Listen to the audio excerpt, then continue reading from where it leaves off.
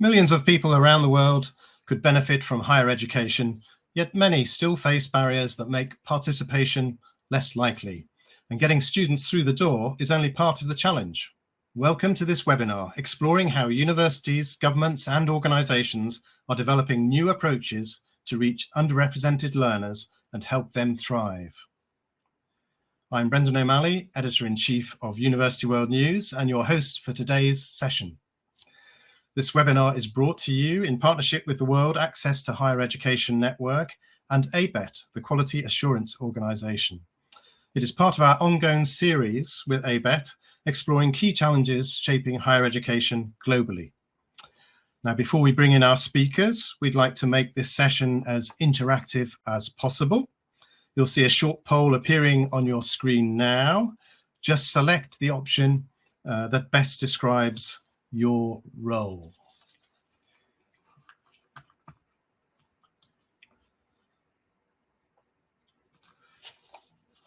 Good. Now we're going to begin by letting you know who's on our panel. We have a stellar panel for you. We're joined by Graham Atherton, Associate Pro Vice Chancellor for Regional Engagement at the University of West London and Vice Principal of Ruskin College, Oxford. He is Director of and the driving force behind the World Access to Higher Education Network, which supports equitable access and student success around the world. Also with us is Roberta Mallet-Bassett, Global Lead for Tertiary Education at the World Bank, where she provides leadership and expertise on higher education reform, equity, access and skills development, most recently focusing on Africa, Europe, Russia and Central Asia. We're delighted also to welcome Pamela Dubé, Vice Chancellor and Principal of the Central University of Technology in South Africa. She's the first woman Vice Chancellor in Free State, her province, and she has extensive experience building partnerships between higher education, government and industry with a strong focus on student success and employability. Also joining us is Jamil Salmi, Global Higher Education Expert and Independent Consultant, who has advised governments, universities and international organizations in more than 100 countries on tertiary education policy, including equity promotion policies and reform. So let's begin. Roberta, what do we mean by widening access and success, and why is it so important now? Thanks very much, Brennan. It's a pleasure to be part of this conversation with this group of experts. I'm really looking forward to this session. You know, this idea of widening participation and this addition of the concept of success, I think, is very powerful right now as we examine the role of tertiary education globally for economic development, for social development. The question really is, who gets to benefit from tertiary education? Widening participation is about expanding the net of who gets to participate, not just making tertiary education enrollment rates bigger per country, but also expanding who's captured in that space. Are we getting students from every socioeconomic group across the different rural and urban spaces, those who have been excluded historically, but who have the capacity and the drive to benefit from tertiary education? So this is the widening participation question, you know, expanding the net to be as inclusive as possible in a space where tertiary education returns are exceptionally high and benefiting to those who have it. And then this other question about success is that it's not enough to get them in the door. It's really important to help them progress from year to year to completion, and then to those outcomes that then benefits them as a personal return, but also the society as a whole and the economic capacity of the country to benefit from each graduate as well. So it's a lifetime perspective on what happens to an individual when they have the benefit of tertiary education. Thank you. Jamil, what do you say to governments who across the world are questioning the value of higher education and saying that the focus should be more on access to vocational education and apprenticeships? Remain polite, but the truth is that the governments making this kind of claim are often driven by ideological considerations, not by scientific evidence about the returns to higher education. And as Roberta just mentioned, in most countries, the data consistently show that a university education is still the best investment in your future. And in countries where graduate unemployment is a growing phenomenon, and it's a big worry, this is often due to poor quality and relevance of university programs or to demographic factors when the number of graduates increases faster than the number of new jobs. But it's not because university education doesn't work. When it is good quality, then the graduates will find good jobs and can change their life. And ironically, the very people who make the claim that it's better to avoid university education and to go into vocational education programs do not often apply this principle to their own children. They push them to enroll in the most prestigious universities, either in the country or very often by sending them overseas to Europe or North America.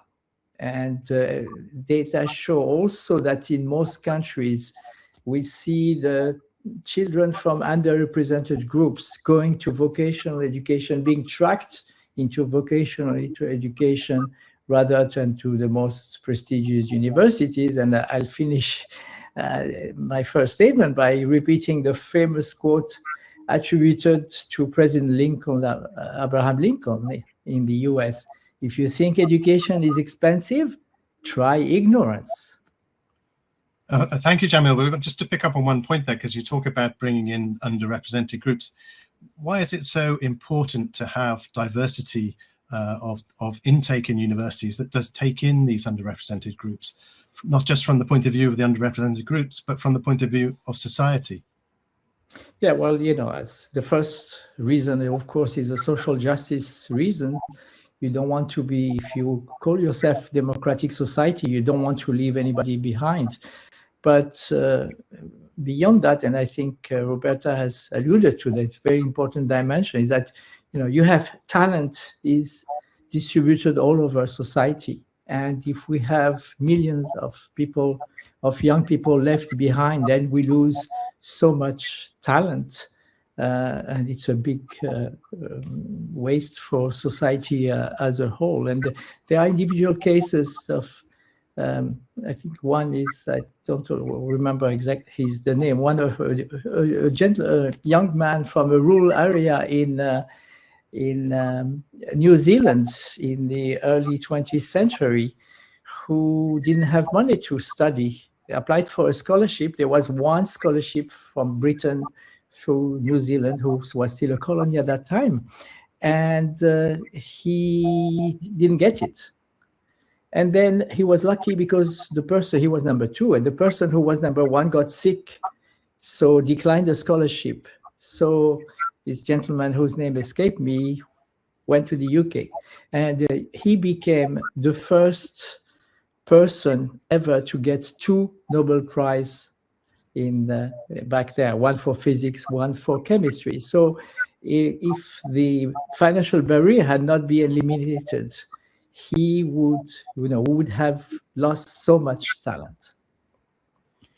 Thank you. And Pamela, Jamil just talked there earlier about the value of higher education helping you move on to employment. But isn't part of the problem that there's a massive pent-up demand from employers for particular skills that they don't see as being a focus of higher education today?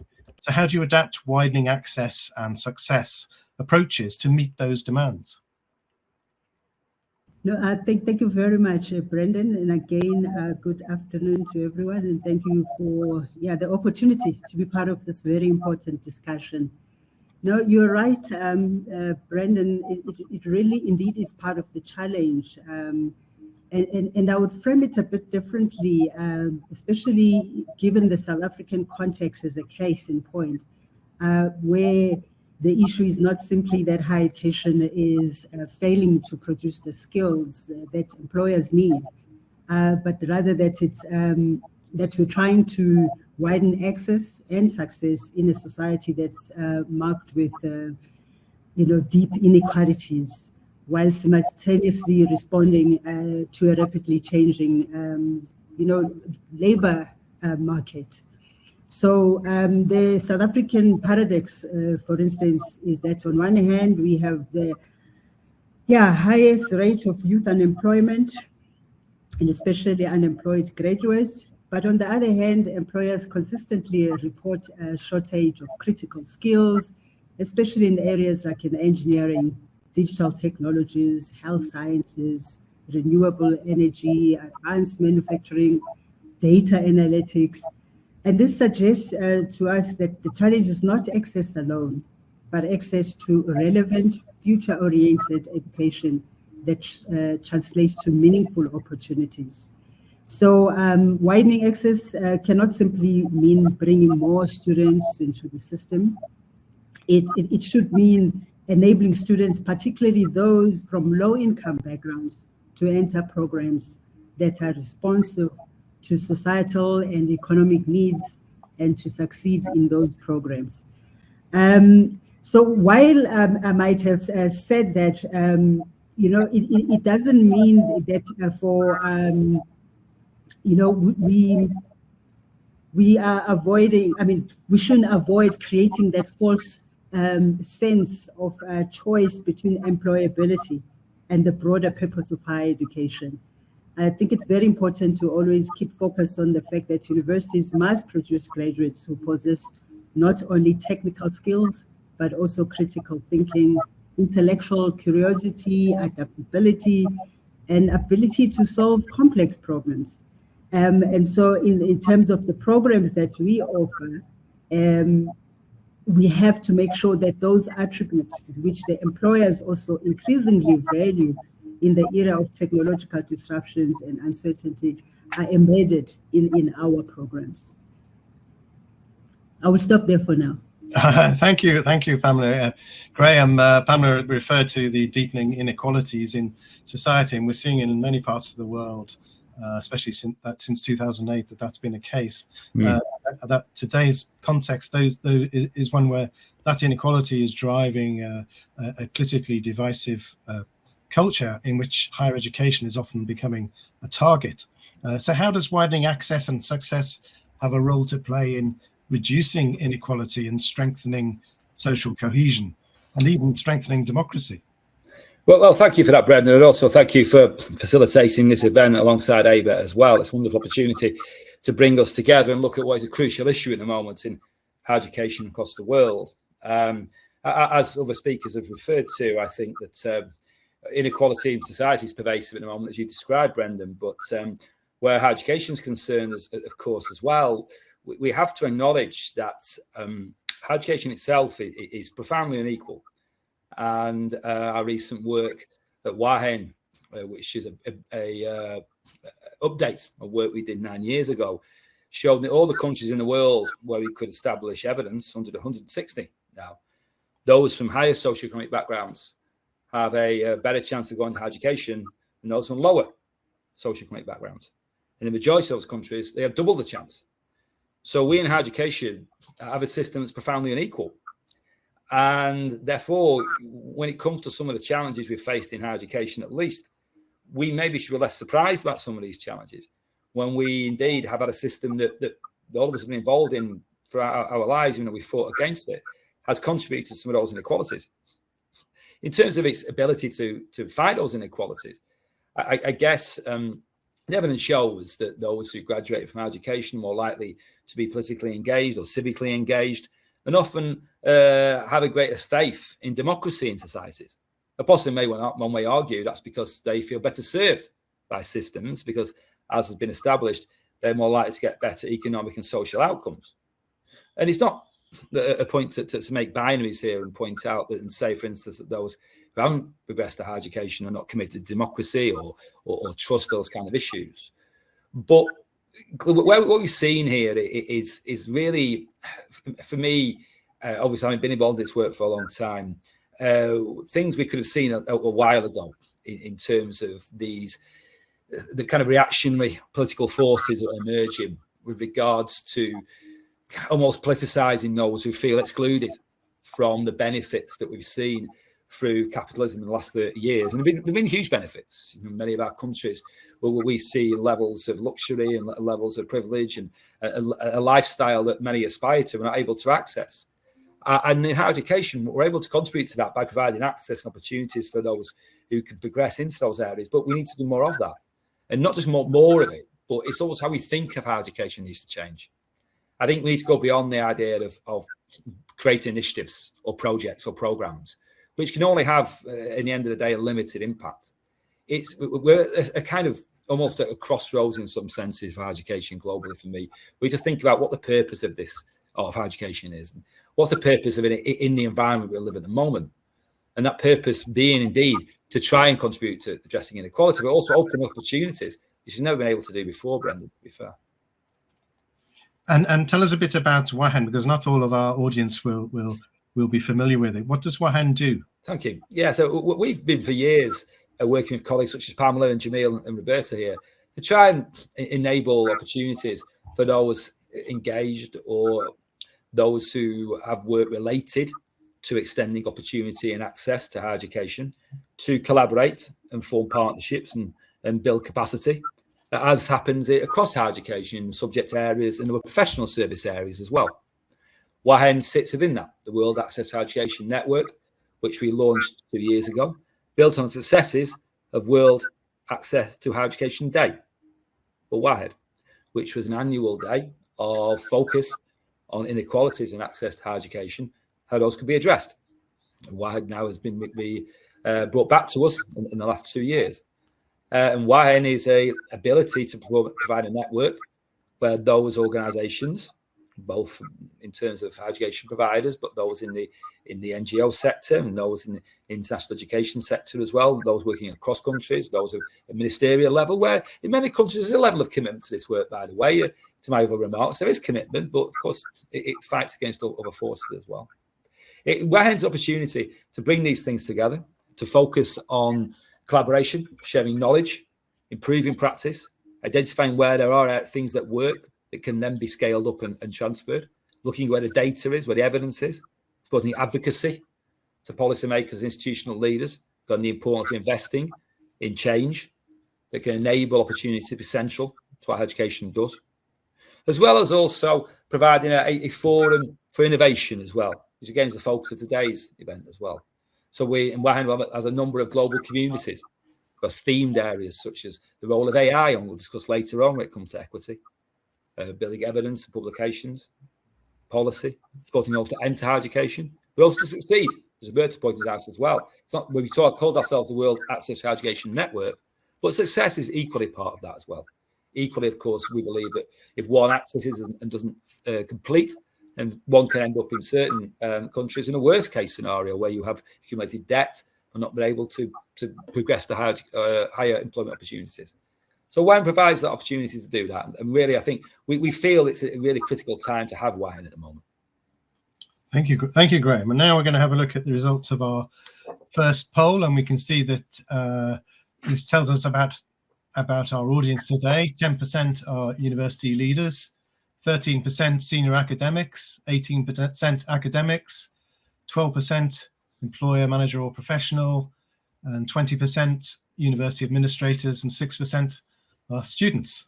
So now we're going to move to our second poll, which is about what are the biggest challenges to accessing higher education in your country. Please fill in the options that you think are the biggest challenges. Now, the current context is it also includes the impact of the rapid use of AI throughout society and in higher education. The rapid impact use of AI is having on teaching, learning, and employment. So what can universities do to ensure that AI helps reduce rather than deepen education inequality? Pamela, perhaps you could start on that one. Thanks, Brendan. I think for me, the first principle is that AI must be treated as a public good rather than a privilege for the few, because as we know, it has the potential either to democratize learning or to reinforce existing, divides. So we cannot assume, firstly, that all students have equal access to devices, connectivity, or digital literacy. And that's really our reality, for instance, within the South African context. So if AI tools are available only to those with resources, they do tend to deepen educational inequality.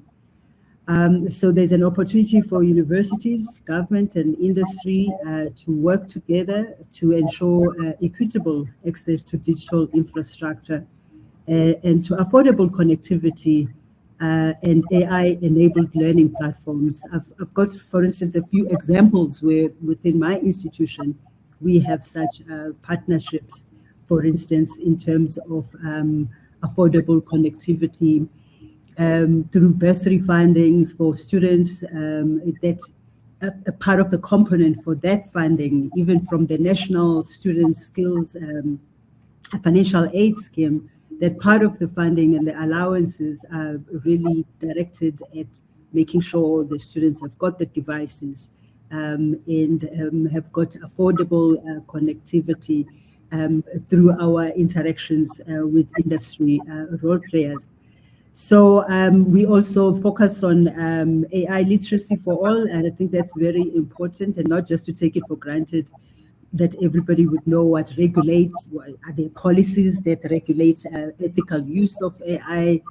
I know we're still struggling with that. I mean, even at my institution, we just have some guidelines. We've tried at national level to even have some policy kind of, regulating the use of AI and responsibly, and also tools to critically evaluate AI-generated content.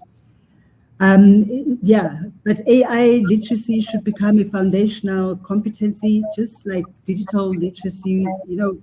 In my context, for instance, in the previous decades was also very much a competency that was encouraged by different role players. We saw this also during COVID, especially, where there was an increased demand for,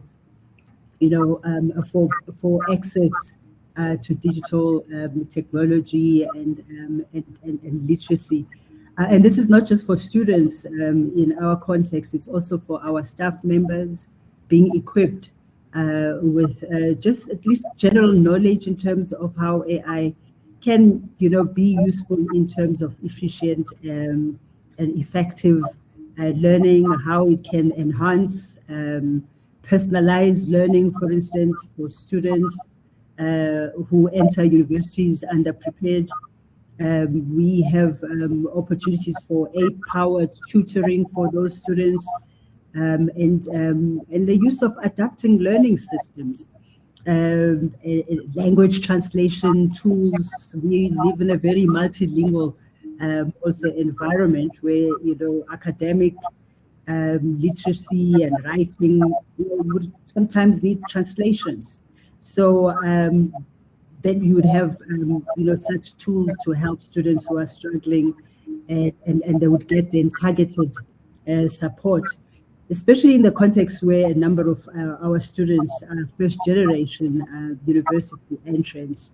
And so these kind of technologies and the fast pace at which they develop and demand that the students are ready and are able to adapt, or even the staff members, they can be used as powerful enablers for success rather than, barriers.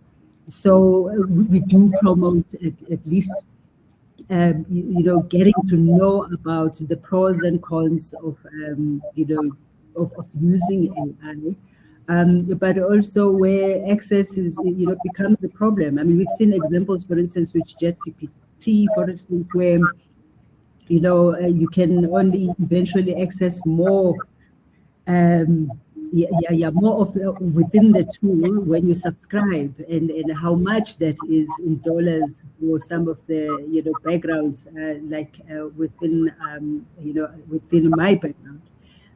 But it's how then as universities we pull together to at least work on making sure that we use similar licenses and so on.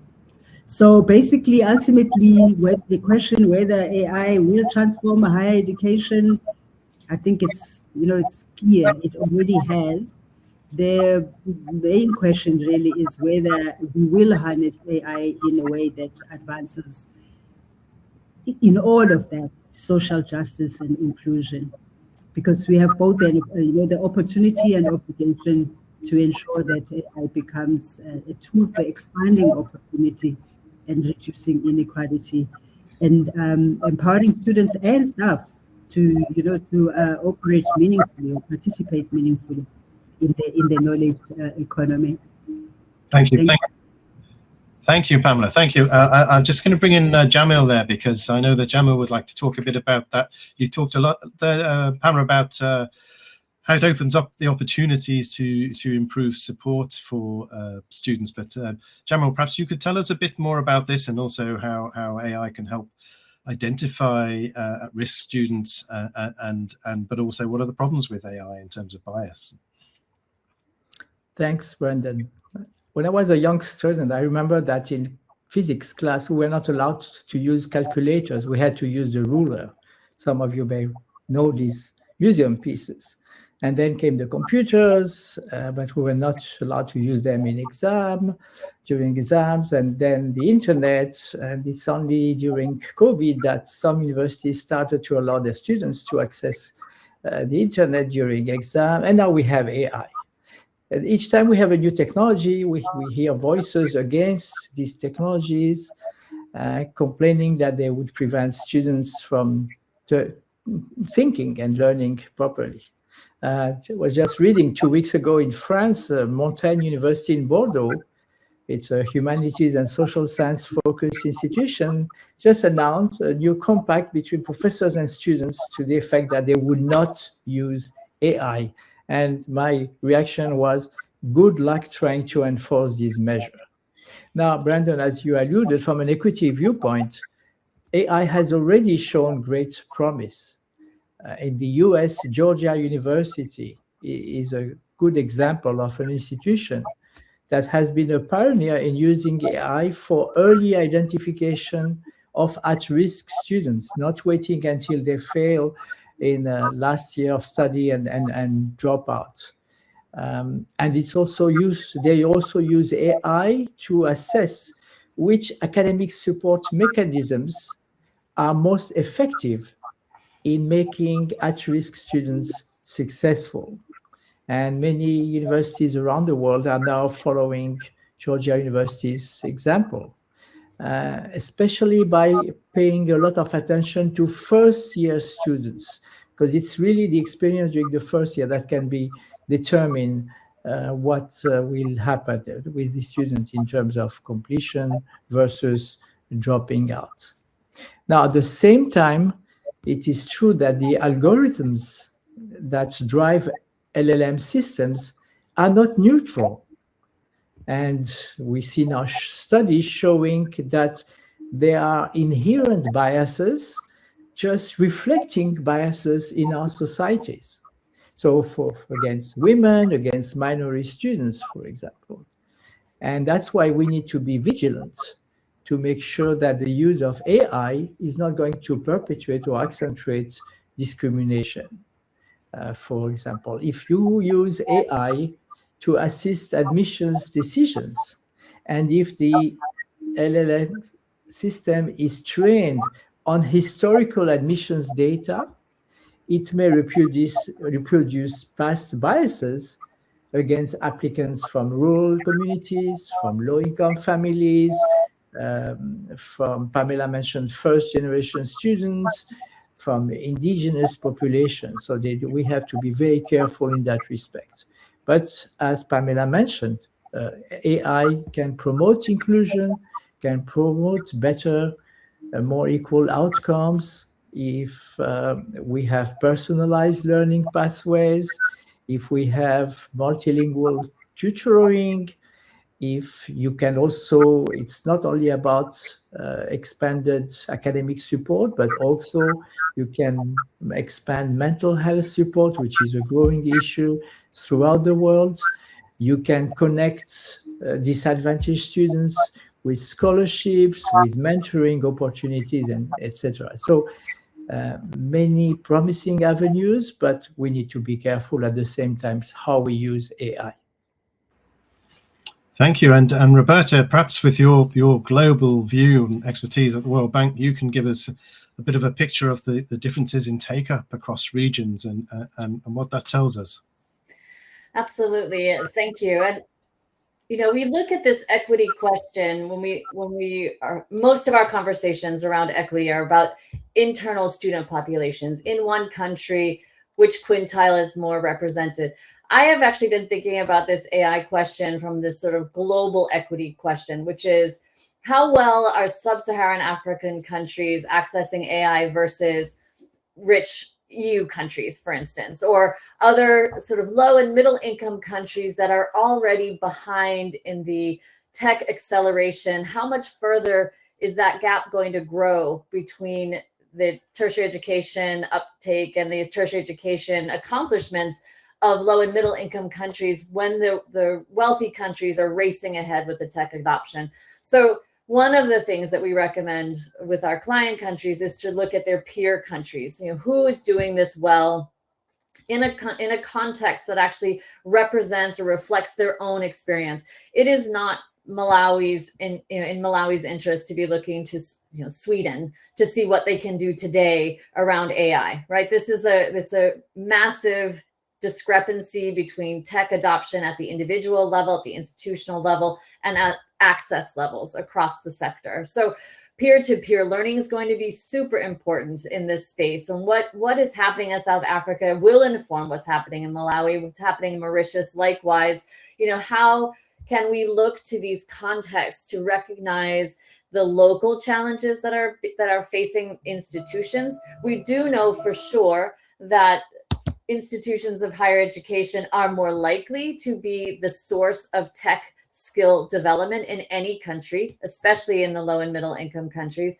and that graduates from those institutions are the ones who then transfer tech skills to their jobs afterwards. So employers are really looking for students with these skills. Institutions have to figure out how to embed the digital skill development of AI as much as they have to, the institutions have to figure out how to resolve the cognitive declines that have been measured with students who rely too heavily on AI, right? These are complex relationships between tools of support and skill development in the digital space that then can have negative impacts on the cognitive space. But that's why we have experts who are working at these institutions really thinking about student needs and about intellectual development at the same time as they think about the employment outcomes of their students. All of this, though, is to say, in these contexts where 9-10% of the student population is enrolling in tertiary education, it's already a very elite place to be building skills, right? And that's something that is not the case, in sort of the UK or Greece, where it's over 100% of gross enrollment in tertiary education. The entire country has access to these skills and these instruments. So equity is being exacerbated, inequalities are being exacerbated with these tools. Institutions of higher education in low and middle income countries can be massive drivers of closing these gaps as much as possible in tech skill and digital skill development, but they have a very heavy load to carry. And I think working with their peer countries will help a lot, because that's much more representative of what they can do today and what their course of evolution on these issues will be in this short and medium term. Thank you, Roberta. Very interesting. And Graham, isn't part of the problem that the pace of change is just so fast? I mean, how can institutional policy or practice keep up and cope with it? Well, indeed, Brad, that's across society as well. How can governments keep up with these paces of change when it comes to AI as well? And of course, we're using this as a quite catch-all term, aren't we? I mean, we've seen in the conversation today various examples what we mean by AI in terms of its impact upon teaching and learning, its impact upon institutional data collection as well. And it manifests itself in different ways. And again, sometimes you also invest in technology, an autonomy of its own. A momentum of its own. It doesn't have a momentum of its own. It's used and implemented by people and organizations to drive particular changes. People make decisions about how to implement and use particular technologies. It doesn't exist outside of the human experience. I mean, AI is could be different to that and have its own momentum, but at the point it does not. Where higher education is concerned and equity is concerned, I think for us, I think it's whether you view AI changes through an equity lens or not. I think in different systems at the moment, that's probably not happening because, as you say, Brendan, things that seem to happen very quickly. Institutions are concerned about the value of their qualifications for all students. They're concerned about how they assess. They're concerned about how staff are prepared for that. And within that, you face the problem of a familiar problem, which is if it's an equity problem, well, that comes down later on. And that's not the urgent problem at the moment. The main problem is that we've got lots of students using AI. We don't know if they're doing it authentically or not. We don't know if our staff are assessing differently or not. Maybe this has other impacts on professional services. But again, as other speakers have pointed to as well, there are other challenges. I mean, but what's happening is students, of course, will of course then often be ahead of the curve of the universities because students are often younger and often more equipped and adept at what technological change is, and risks become with that as well. You know, what work has been undertaken looking at the use of AI in admissions, for instance, has seen students using it in admission circumstances, but asking, you know, AI tools about questions about universities and admission systems, and they get it wrong. The AI tools getting it wrong most of the time, half the time. So they're making decisions on half information because it's not perfect. You know, that's the problem. It isn't actually perfect. So you're relying upon AI to give you advice when nobody's there, but it isn't perfect advice. It's actually incorrect some of the time. So, and of course, the problem there is that those who may ask for advice from AI to make decisions about higher education progression, and those who don't have the ability to have decisions at home because their families don't know about university or higher education because they didn't go themselves. I mean, from WINE's point of view, we're about to launch a survey amongst our network looking at the interaction between AI and equity and access and success, and just to identify what those interactions look like, Brendan, to see what areas AI is working and being implemented in higher education and how that is impacting or not impacting on equity-related issues. I mean, the concern being, again, as I say, that you do not see many challenges in the past through an equity lens, but this one you hopefully really do need to, and hopefully the survey will unveil more about. Also, hopefully, some positive stories about where this is being used in a way to personalised learning, or as Jamil pointed to, support learners to progress through higher education, and as the Georgia Tech example, or indeed also to reach more students than one could do physically, for instance, at the pre-HE phase. So there's always opportunities. It's never all threats, but I think it's seeing again is it's seeing it through an equity lens, I think. And talking of surveys, it's not as grand as yours, but one of our polls is about AI use. So, but first of all, we'll have the result of the poll on what are the biggest challenges, and you can see that financial challenges are the biggest. So high tuition and accommodation costs, 32%, and second is inadequate bursaries and scholarship grants for low-income students. Now we're going to go on to our third poll, which is about how is your institution using AI in a way that enhances access? Does it have? And then we have an option to tick of which different things it does have in order to do that. So, but now we're going to move on to our next question, which is which countries and institutions are making progress in widening participation, and what policies are helping to drive that change? And we're going to start with Jamil. Thank you, Brendan. Maybe we're not going to talk at the country level, but at the institutional level, because 3 years ago, the Lumina Foundation sponsored a book that I edited, and it's an open access book called Transforming Lives. And what I did with my colleagues, we wrote 31 case studies of innovative equity initiatives at the institutional level from all parts of the world. And maybe I can share 2 or 3 examples to show how new ideas have been implemented and how they can be shared across the world, and from one continent to the other. So first example comes from Brazil, where you have one of the top public universities called Unicamp, which about 15 years ago, started affirmative action initiative on their own. So they invited students who didn't make the pass grade.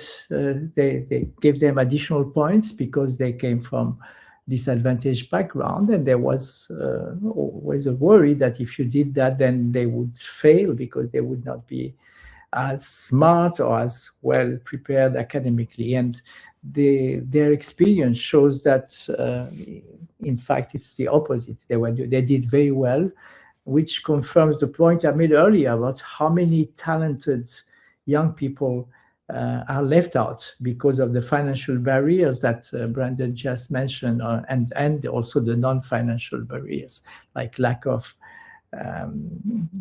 cultural capital at home, lack of motivation, lack of information.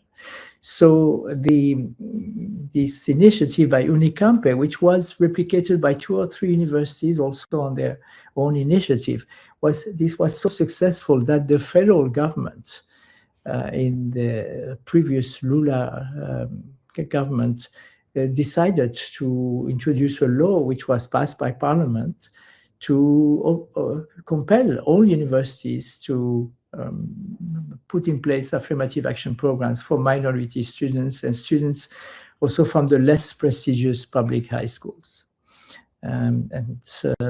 Another nice case study, it comes from Pamela's country, from South Africa, where we documented the use of art, including puppet shows, to reach out to high school students in poor communities, to tell them about higher education, to motivate them, and then to build pathways to some of the best universities in South Africa.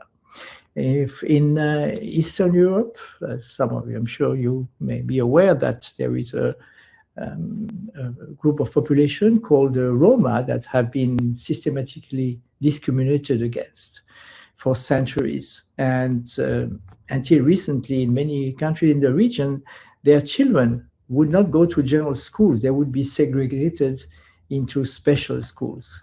So we have a nice case study from Hungary, where an NGO was set up to increase education opportunities for Roma youth. And this work has really been a game changer. And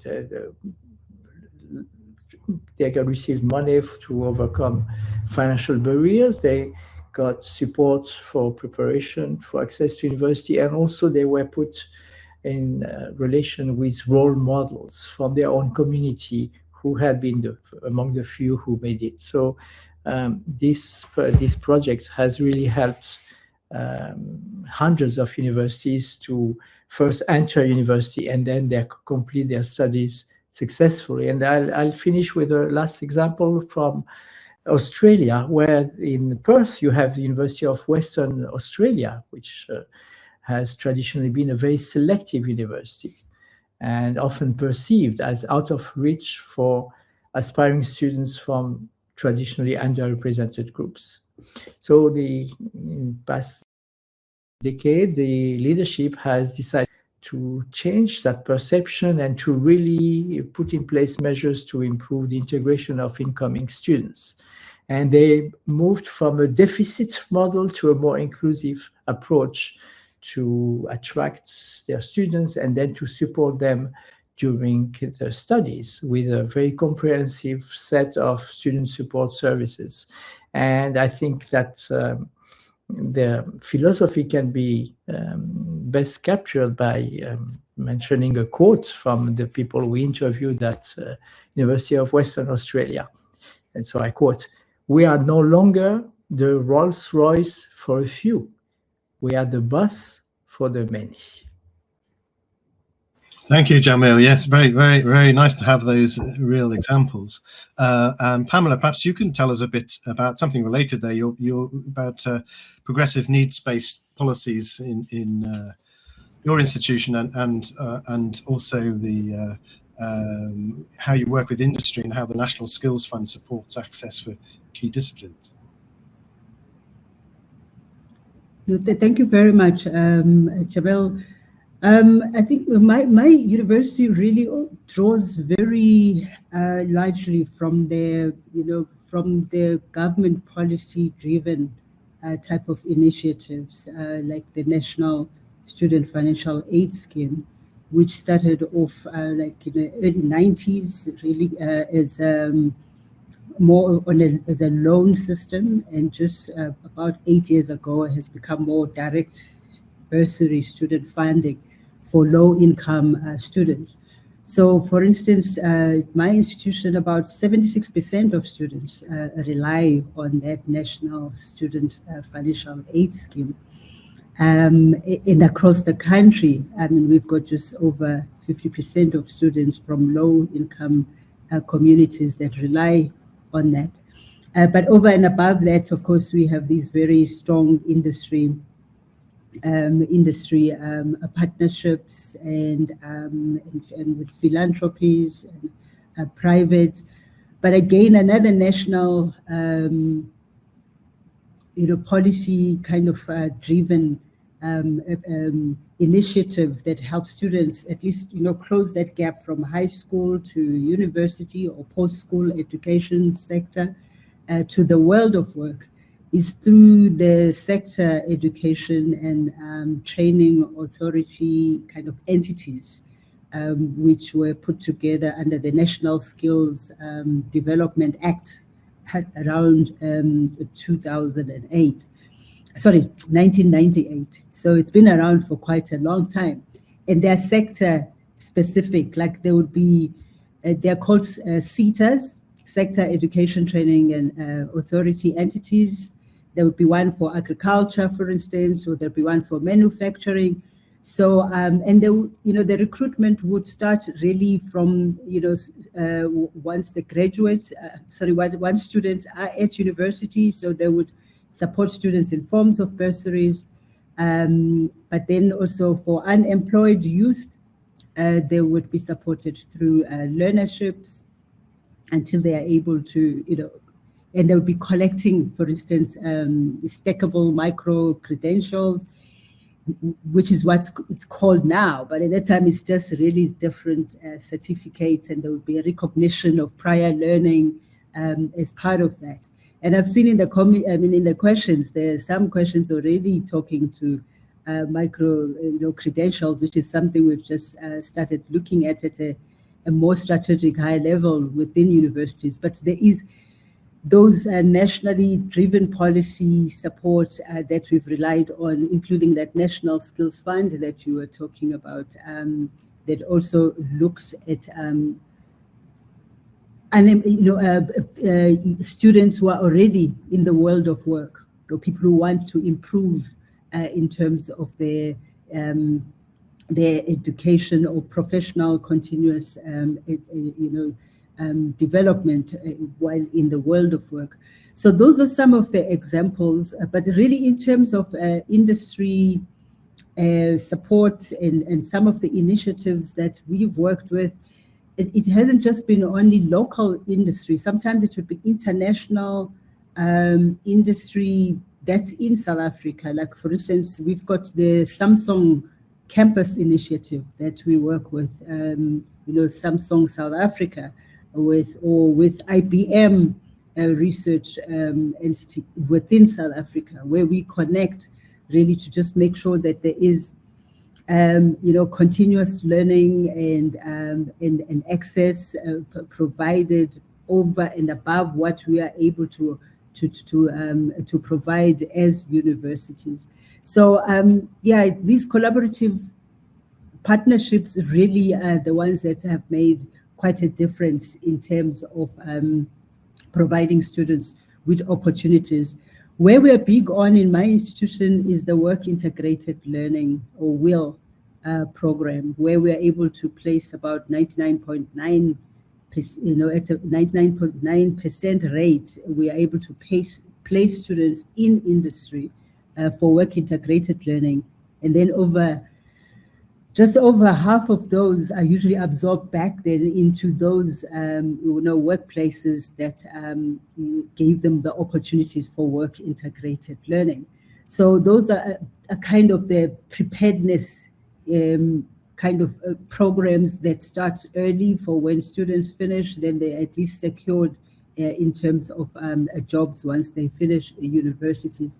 So those are some of the kind of either national policy driven and also university institutional kind of initiatives and international partnerships.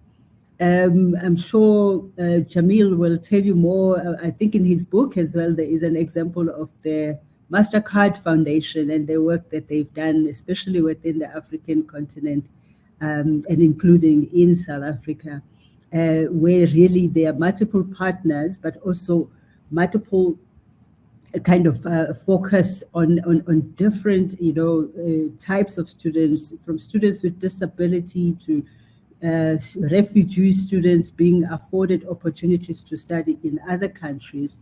And so we work with them also closely, including the Chris Gere Foundation funded Student Success Program at undergraduate level.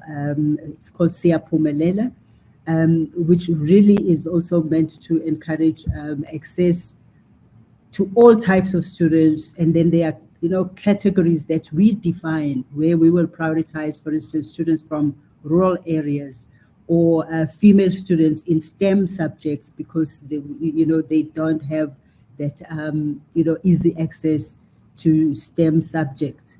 So it's those kind of initiatives that we make sure we look out for in terms of potential partnerships to just enable students to have equity of access, but also retention, because the type of what's contained within the programs, like for instance, the Siyaphumelela, is just also making sure that once we have students on board, that we also retain them. The academic support programs are there. We've got information in terms of data analytics, in terms of how they are doing, the early detection systems, alert systems, in terms of how they are performing. And so even the projects within that are designed to make sure that students finish in record time and there is continuous kind of academic progression.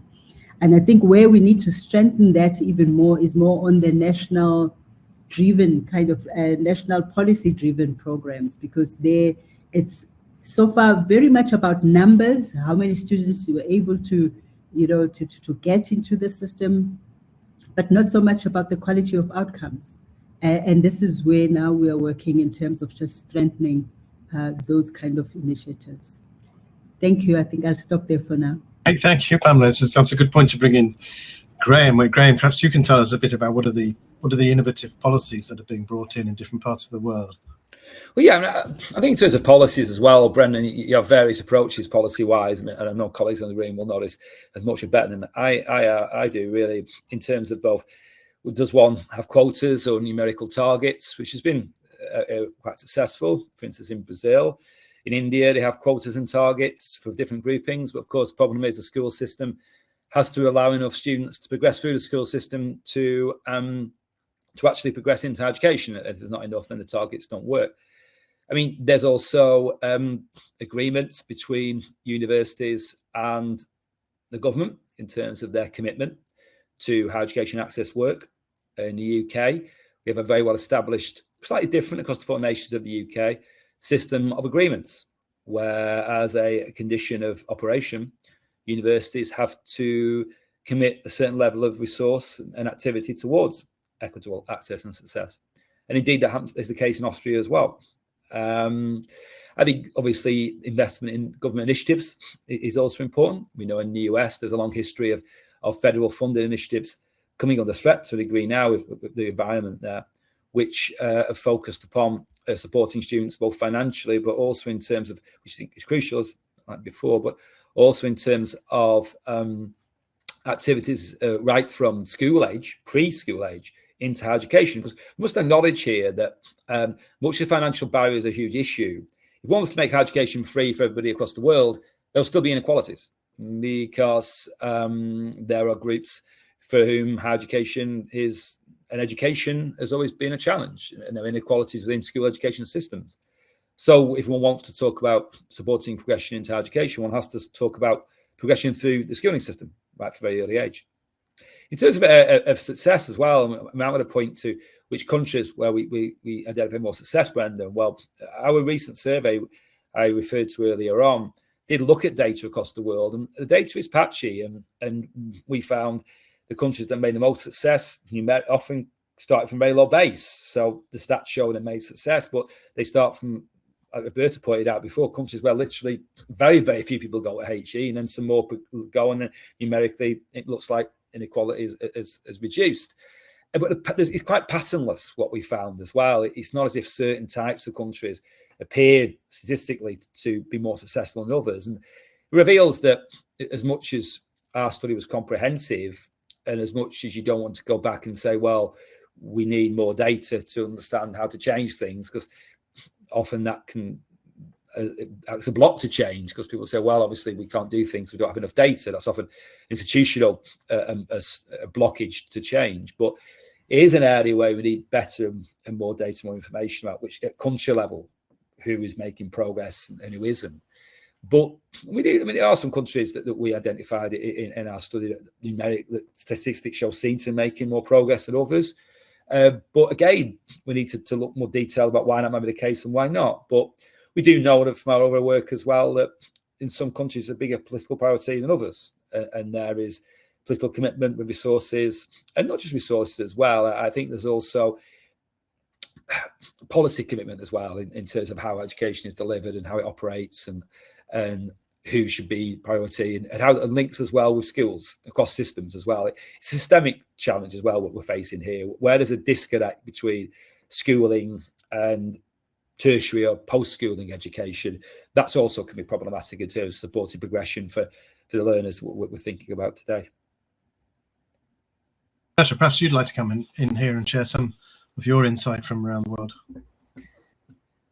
Sure, thank you. You know, there's a couple of examples that I'm going to just complement what has been said already, because we do support countries all over the world in higher education projects. The World Bank has about just under $8 billion in tertiary education program support. Almost all of them have some form of an equity component. So I'm going to highlight just two, maybe three, strange, sort of unrelated, but certainly remarkable interventions that have happened. One is Romania, a country we don't talk about a ton in these type of fora, because they kind of fall within that middle income space. They kind of fall within that middle development space. And so, but what they've done is so remarkable, this intervention between the universities and the middle schools. So they start outreach into middle school and lower secondary school, just to provide some information, start feeling the students out about their interest in post-secondary study, and also looking at what career intentions do you aspire to? What would you like your life to look like? And what is the pathway that you think will get you there? This is all to stimulate students and their parents to start thinking about what would it take to get them to realize these dreams. It's a really different way of approaching the education pipeline, which is achieving, moving on, achieving, moving on. It's trying to sort of spread that thinking more broadly. Then it creates summer bridge initiatives between high school and university to keep upskilling not just the academic skills, but the life skills that are needed to transition between sort of the home-based secondary system and something entirely different, the university or post-secondary space where they're more independent. They have to have a lot more self-reliance. And so there's a skill set that they maybe weren't building and most likely weren't building through secondary school, especially for students who are from marginal groups or who would just never have considered tertiary education before. And then the project and then the programs that continue to this day follow them through the first 2 years of university, because I think we've already said this, the vast majority of early school leavers from tertiary education happens at the end of the first year or some point during that first year of study. So they capture that and support that with those students who have already been identified as somewhat at risk or at least in need of additional supports. They've created learning laboratories and spaces for students with shared experience to come together and provide support to each other. This was across the country. Every university was involved in some way to really transition the culture from one of an elite space where the elites go and create their own social band to a space that is national, right? Anyone can be part of this if you have the skill and the talent, and we're going to find a way to support you through that end point. I think this is a project that we all were particularly proud of because the sustainability of that initiative in a new EU country, in a space that was really integrating much beyond its borders into something significant and important, was using higher education, for this broad social and economic development. Is fantastic. In Tanzania, we've been working with the Open University of Tanzania very much to help those students who are on the margin, the sort of border of the high stakes exam. And we haven't really spoken of high stakes exams here, although many of our countries utilize one-off high stakes exams for university admission. I have a lot of opinions about how inequitable that is and how challenging it is to overcome that. But in Tanzania, they really then try to incorporate a supplementary exercise, which was to look at those who might have just missed, but were coming from certain communities and certain parts of the country where there's a lot of tensions working against them. In many cases, these were young mothers who had to leave secondary school, whatever the issue was. In most instances, the focus was on women because women are strongly underrepresented, significantly underrepresented in the Tanzanian higher education system. But the interventions were to utilize another kind of bridge program, 1 year upskilling, to get them to take the exam again and to improve their scores, right? So it was really about working within the system, not blowing it up, working within it, but allowing for that upskilling in a period where they would have been lost. Very similar to Jamil's example from the New Zealand scholar who didn't have the financial means. The financial means to achieve these scores are often the difference between passing, not passing. Students who have tutoring and who have supports all through high school, who have all these extra resources, somehow benefit more and achieve higher scores on these high stakes exams. So this intervention was very much about what can we do to kind of bridge that, close that equity gap there in order to bring another group of people in stronger numbers into the institutions. And then the last example that is not a World Bank project, but that I just love. We visited universities in China recently, and so many of these institutions that have a polytechnic bent have inside their own campuses upper secondary and tertiary and post-secondary programs, right? So they have already built in the transition from high school to university on the campus, working alongside the academic staff so that this track from high school to finishing a first degree, even a master's degree, is just built into their day-to-day experience. It's another way of just incentivizing and normalizing a trip through a higher skill development that then is what the labor market needs. And I think some of the questions have been talking in the chat about commercialization and what are the challenges with widening participation. I think widening participation has been a huge influence on the commercialization question, because more and more people are accessing higher education. They want to know what their outcomes are going to be and if that time investment and financial investment is worth the money by getting a better job. So these questions go hand in hand, the widening participation and the outcome orientation of our conversations. These are necessary conversations. And I think many countries are approaching this in this kind of holistic way. Thank you, Roberta. Very interesting examples. And now we're just going to have a look at the result of our third poll, which shows that ways in that institutions are being using AI to enhance access. The biggest way is through guidance for students on AI use, but the second biggest way, interestingly, is AI literacy for staff. So that's an interesting development and clearly much needed. And behind that comes AI literacy for students. So now we're going to go to our fourth poll, which is about which flexible study models would best improve access, retention, and student success. So I'll leave you to fill those in. And now we're going to ask our final question to the panelists before we have a Q&A. So what is the latest thinking on when and how financial support makes the greatest differences to access and success, and on how can universities use admissions, partnerships, and flexible pathways to open up higher education to a broader range of learners and ensure their success? And I'm going to start with Pamela. No, thank you very much. I think I can't reiterate enough that no university or post-school education institution can solve the whole issues of access and success challenges alone, and how important collaborations, partnerships are in terms of that. And for us, even in terms of the funding support then that I mentioned earlier, I mean, that has been really instrumental in terms of supporting access to higher education. The partnerships that recognize really that seamless support from high school to higher education and to the world of work, and exposing students to flexible learning opportunities throughout, even within the world of work. So, I mean, for examples, we have, joint degree or dual degree programs that we have started really exploring, where you would have a three-party kind of partnership with a university here in South Africa, ourselves, with our partner, an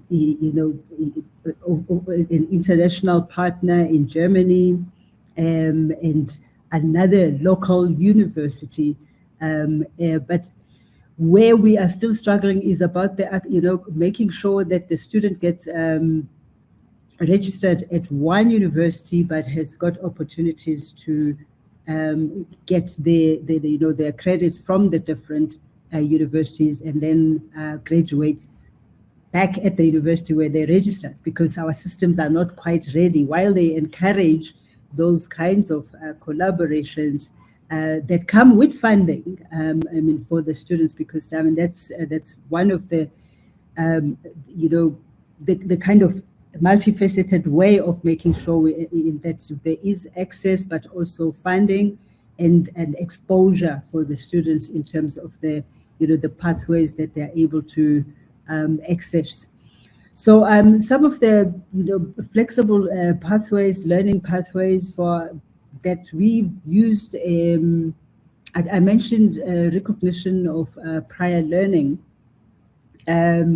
which is not as clear cut as it always sounds, because it has to look at if it's been a working student, somebody that's been working, or somebody that has accumulated different qualifications, or and having to then have a committee. That's what we would have, committees on campus, specific committees that would have the academics as well as industry role players that would then vet at what level that kind of recognition of prior learning would have to be set at.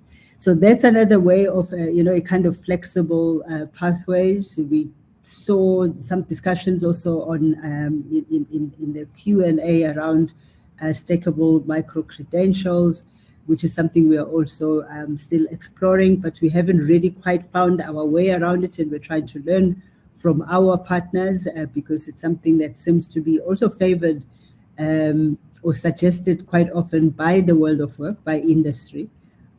Because they want a quick turnaround. They want people that can come and work and learn and have access to work place-based learning opportunities, but get qualifications for that in the partnership that they have with us as universities. So it's still at beginning stages, and a lot I think that needs to be strengthened is very much from the quality assurance bodies and the accreditation bodies.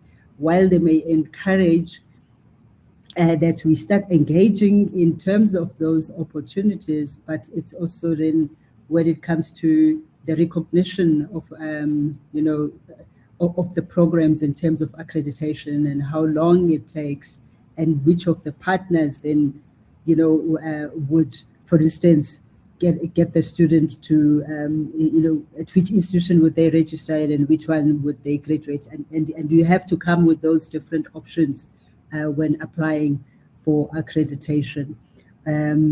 So yeah, I don't have many examples in terms of that, but we do work very closely with schools now, just taking it back to undergraduate level in terms of making sure that you know, there's access for students, especially from rural communities, and that there is funding. So we partner with funders whose focus area is very much around, for instance, students from rural area. And I think I mentioned also before, also prioritizing female students in programs where we know they you know, there's been a lack of participation by female students. So I think at the end of the day, it's just really for me, the success of higher education depending very much on the ability of institutions to be able to support that seamless movement between school, work and further study, as well as professional development. You know, we have short learning programs in between that also I use it for professional development in the workplace. But it's really how, in terms of that seamless movement, they support for each one of those stages, and that there are partnerships that work you know, effectively. So thank you.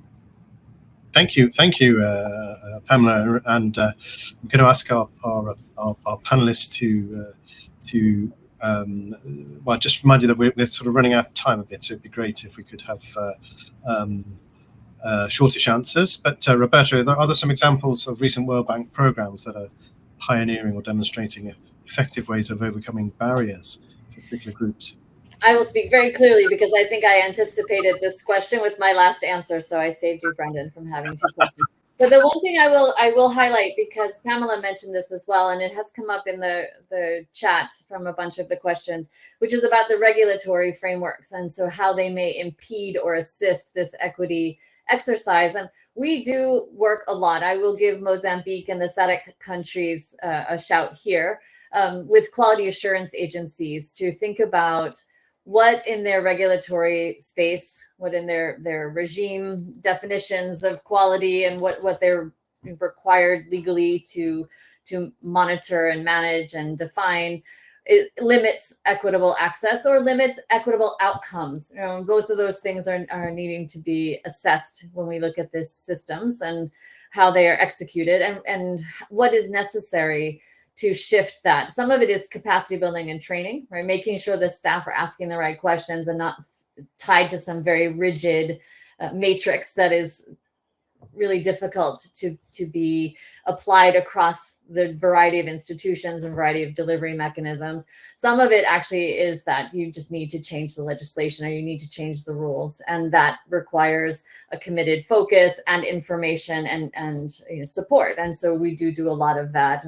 If you're going to bring in short courses, if you're going to recognize alternative provision, stacked credentials, all of this requires a change in the quality regime and accreditation and all of that. Then there is the outreach to the labor market. So we talk a lot about, you know, these stacked credentials being more enticing to employers. We're not actually seeing that globally in the data, right? This is something the labor market still very much, much so they may complain about it, wants degrees, because what ends up happening there is that the selection was done by the institution, and they have some signaling that they can trust at the institutional level. Some of this needs to be amended, and we are working very much with agencies, with institutions, and with the recipients, the demand side of the labor equation, to align all of those things, where more and more institutions bring in labor market representatives to these conversations so that everyone's kind of on the same page, and whatever they're utilizing to resolve some of these challenges are recognized by all of the stakeholders in the community.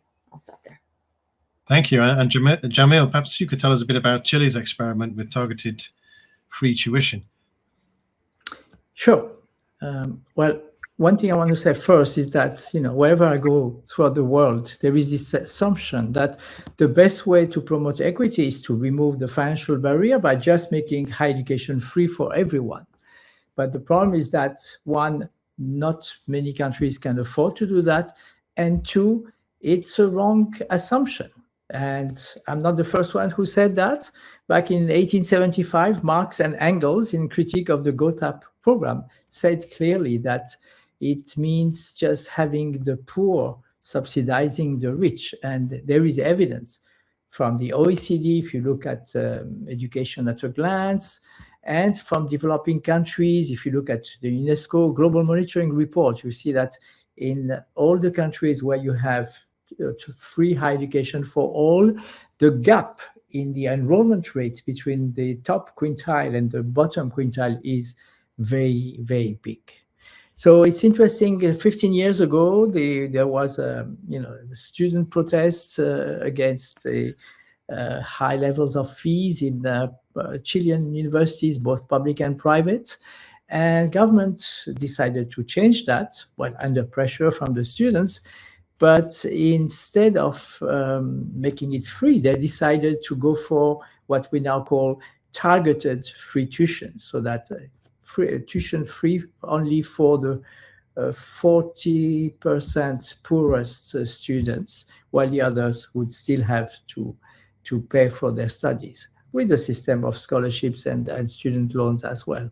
And that has really increased the opportunities for academically qualified students from the poorest groups who were not able to gain admission to the top public and private universities in Chile. And it's interesting to see that after that, several countries, including South Africa, but then the Philippines in Asia or Italy in Europe, have moved to follow the example of Chile. But we have, and I think everybody, my colleagues on the panel have reaffirmed that in several ways, that the financial barrier has to be eliminated. That's a given.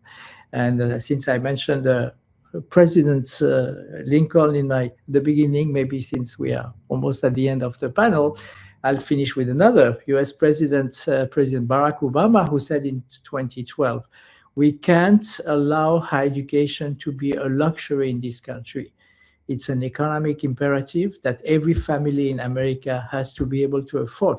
And if we don't want this to happen in the US, think about all the developing countries, think about Africa, that on average has only 10% of enrollment in higher education. This is really urgent to find financial aids mechanisms that are affordable and that can reach really those intended. Thank you, Jamil. And you're a living thesaurus of brilliant quotes. That was a great one. Graham, did you want to have a quick word about the importance of improving how we collect data to help overcome barriers? Well, yeah, I mean, I think I alluded to that a bit earlier on. I think, Brendan, to the data collection. I think understanding as well the impact of financial support in that context is really important. I think colleagues have alluded to the fact that free does not always mean greater access. I think in terms of the data question, really understanding what kinds of data support make a difference would be very beneficial in different contexts. I mean, certainly when we think about support as well, it's not just about fees, it's about supporting students through higher education as well. Some countries have more beneficial fee regimes, but also lack mechanisms by which students can support themselves through higher education, and those from low-income backgrounds end up working through higher education, which to a degree it seems is okay, but when it gets too much, it makes the experience very difficult to achieve. So, but understanding what that means in different ways is challenging. We don't have the data across those spaces at the moment. We can compare things in terms of loan systems as well, and that's quite interesting that they actually do contrast quite a bit. As much as it appears that there might be less options in terms of different country options in terms of what you do, i.e. do you charge fees, do you not charge fees, do you target certain groups?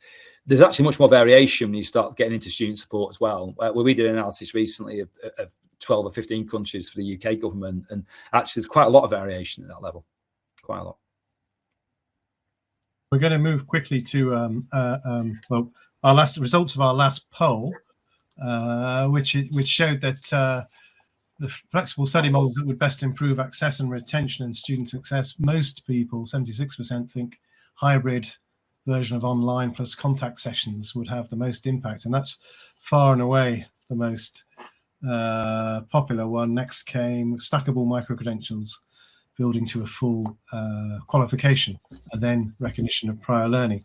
So now we're going to go to Q&A. What I'm going to do, if it's all right with the panel, if we can stay on for an extra 15 minutes to answer Q&A, let me know if that's a problem. I have to leave around 5:35, I'm afraid, Brendan, but please, colleagues can stay on. Obviously. Yeah, we'll do. If you're okay with that, just to allow the audience to have some questions discussed.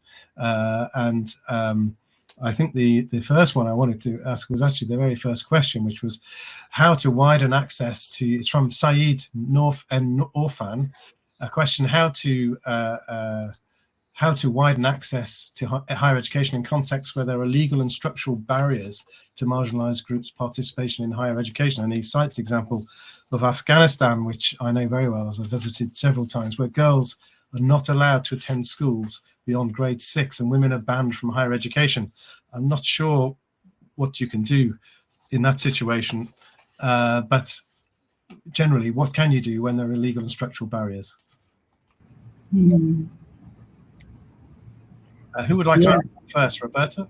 Sure, I'll come in and then to others. Afghanistan is the most extreme example, obviously, and at the time when the shifts were happening, the response of several of the institutions that were supporting scholars, female scholars in Afghanistan, was to extract them from Afghanistan, right? So there was this massive removal from Afghanistan of those students who could and were willing to leave, especially at institutions as profoundly important as the Asian University for Women, which is an extraordinary institution that has housed these students, and they were the host in Afghanistan and then moved them to their campus in Bangladesh.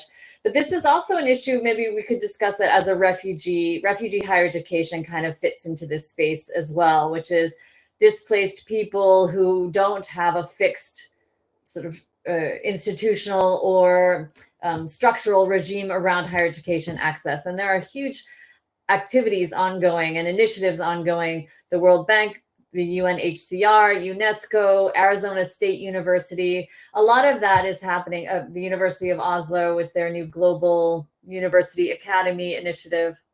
So much of this is happening with external partners coming together to create networks. And I think networks may be the tool that with digital access, with fly-in and mobile classrooms and such like this, the delivery of higher education can happen in a hybrid way, or more likely around short courses and very specific exercises to these displaced populations. I can speak to the fact that no community of potential scholars is being ignored. I think there's somebody somewhere who wants to support every group of people that you can imagine that would want to be part of higher education and have this experience. The question really is of political will or international global will, financing, etc. And there's a lot more creativity in this space now that there are digital instruments that can be utilized in spaces where internet penetration is sufficient enough to reach those students. But it's very piecemeal, and it certainly isn't happening in a very formal, formulaic way. It's happening with the interventions ad hoc and in the moment. I'll stop there. Pamela, would you like to come in on this one? Yes, thank you so much. I was also writing that I need to leave in about 5 minutes time. I hope it's okay. But I also really have been covered a lot by Roberta, because the first thought that came into my mind was about the Asian, University for Women, and what instrumental role that has played in terms of women in giving opportunities to women in their region, but also giving an example really from the history of South Africa, where I also grew up in the time where legislated segregation and discrimination and barriers to access to higher education were quite prominent, and what helped people like me was around really those scholarships, international kind of agencies that were promoting education in countries that have got those kind of legislations that cause barriers. So it's about really getting information around what kind of developmental agencies exist that promote education. And it, unfortunately, it does tend to be they have to take the people away to outside the country. And you hope then that they are going to come back and build the country themselves. And I'm one of those that had that kind of opportunity and had to leave the country and came back, to be part of the change. So it is possible. It's about just getting that information and I'm sure the World Bank has got wealth of information in terms of that. Thank you. And I think Afghanistan's one of the hardest places to help, and it's such a crying shame, as I know when I visited several times. The first time I visited was just after the Taliban fell in 2002, and I witnessed the sheer thirst for education with girls, but boys as well, all sitting in the ruins of schools that had been bombed and broken, and bits were falling off the roof. But they were so desperate to learn. They were all in there with their teachers, learning despite the danger of being in those buildings. So there's no shortage of thirst for education, and it's such a punishment that women are not being allowed to participate. So the world really needs to find a way to do something about that. So let's move to another question from Ashish. And thank you, panelists who have to leave. We just thank you for your contribution. We really appreciate it. I'm going to ask one last question. Ashish asks, can panelists share an exemplar where educational institutions, government and philanthropy have come together to create an equitable lifelong learner ecosystem? And what conditions enable success? And what challenges were overcome? Who feels able to answer that one? I can perhaps give an example from Colombia in South America, where in the department of Antioquia, there was a coalition of public authorities, NGOs, private institutions, higher education institutions, and private companies, putting their resources together and working with the National Student Loan Agency. Maybe many people ignore that the first ever student loan agency was established in Colombia in 1951. And the point of this, but it had insufficient resources. And the point of this coalition was to complement the resources of the ICETEX, the Student Loan Agency, to make sure that all needy students from a financial point of view would receive support, financial support. So when government resources are not sufficient, calling upon philanthropy or private sector can help overcome the financial gap. Thank you. Would anyone else like to add to that? Or shall I go to the next question? I think very quickly, you could look at some of the states in the United States as in the 20th century in particular, where this was really profoundly important in the post-war building of the US economy, where private sector institutions and government really came together to resolve some major economic growth through higher education initiatives. You see, especially Massachusetts and some of the states that have been defined by land grant institutions, et cetera. I wouldn't say we can see it that profoundly in low and middle income countries as of yet, but it's because philanthropy is still very much an emerging space in most of those contexts. So I'll stop there. Okay, this is time for another question from Sergio Paciariello. I hope I pronounced that correctly. It was a wonderful name. Several national regulatory frameworks for higher education, so I'm going to add that for the people to see it. Several national regulatory frameworks for higher education have recently introduced mandatory minimum thresholds for physical attendance in blended programs.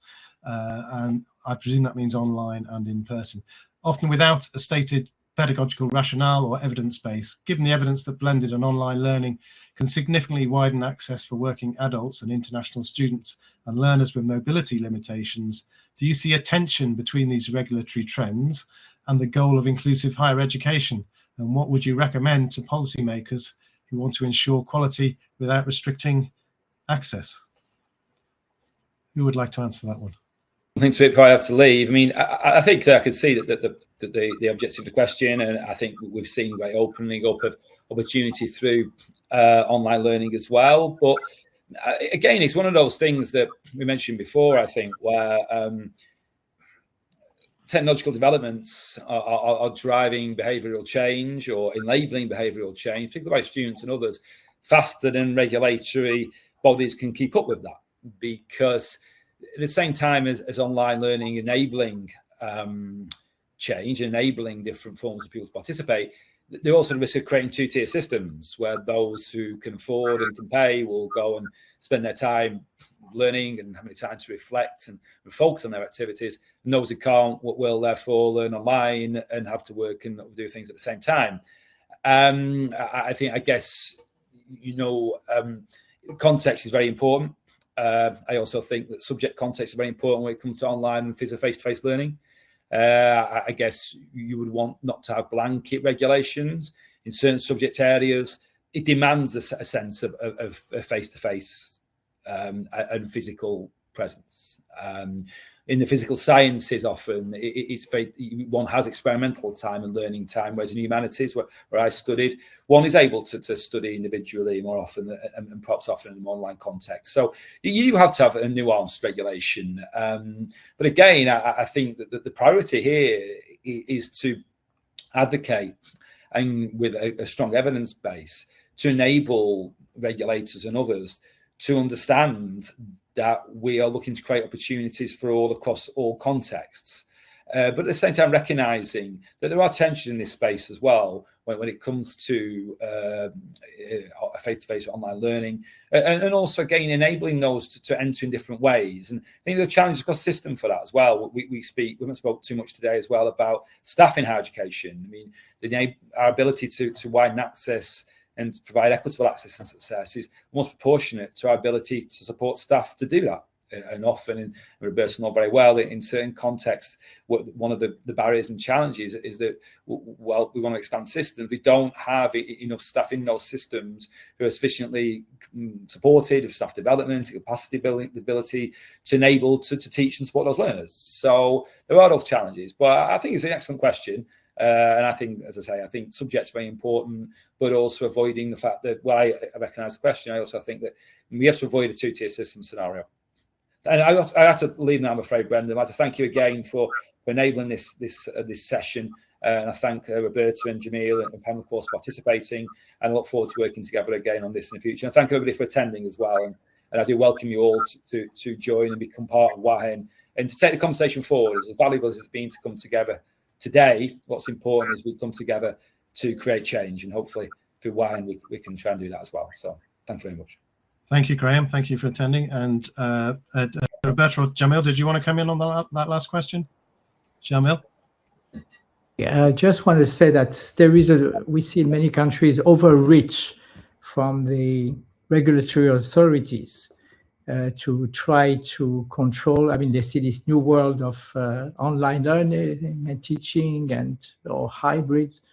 And I've seen a country where they wanted to impose a minimum size of the screens of the white screens in the classroom, etc. And I think the main point to say is that it's about outcomes, not about modes of delivery. I've seen good face-to-face, good online, good hybrid, and bad in all three cases. It's the results. What do the students learn? Are they engaged? Do they acquire the competencies that the institution has promised to give them? And so it's all about outcomes, about inputs and processes. Yeah, I'll just offer one maybe defense of that, not widespread, because I agree completely with Jamil just said, but I think there is a worry that so much of the system will go online, so much will hybrid or will extract from the bricks and mortar space where there is face-to-face learning, where there's a community of learners, where there's a cultural embeddedness of the flagship university or some of the institutions as part of that community. And the more that gets extracted from the community, the less localized, the less specific it is to that place. And I think the regulatory agencies are really trying to in this type of instance, walk a fence, a very narrow one, on how to evolve with this technological evolution without losing so much of the cultural context and value of the institution as a face-to-face and physical space. And that's something that they're going to have to grapple with quite a lot. I think if the quality is no good, the market will pull them away anyway. And that's something that's just going to happen. And the regulatory environments, they're going to have to figure out how to respond to that. But I do think there's a bit of protection of the history and tradition of the localized institutions that they're trying to manage. Yeah. Thank you. And Pinar Omar Ozbek asked about what resources are available following from this discussion today. And I just point out that the World Access to Higher Education Network has a whole hub of resources. So please do visit their website and have a look. But also University World News has an SDGs hub, which also has many relevant articles. And we only last week published a whole special report containing articles about reducing inequality. So you may find some useful articles in that. So now we come to the end, and as we've heard today, innovations in widening participation and success in higher education are not simply about opening doors wider, they're also about creating opportunities through better targeted financial support, offering more flexible pathways, establishing clearer relevance to future employment, and developing more personalized support systems that enable more people to realize their potential. So my thanks go to our wonderful panelists, Graham, Roberta, Pamela and Jamil. I feel it's been a really rich and insightful discussion. And thank you again to ABET for partnering with us on this webinar series. We really appreciate that. And thank you to everyone who joined us and contributed your thoughts and questions. We'll be continuing this webinar series with further discussions on key issues shaping higher education globally. So do keep an eye out for details of upcoming events on University World News. And a recording of this webinar will be shared with all registered participants and will also be available on the University World News YouTube channel. And we will also be sharing edited highlights on social media. So thank you again, everybody, for joining us. We look forward to continuing our conversation, this conversation in particular, in future. Thank you very much. Goodbye. Thank you.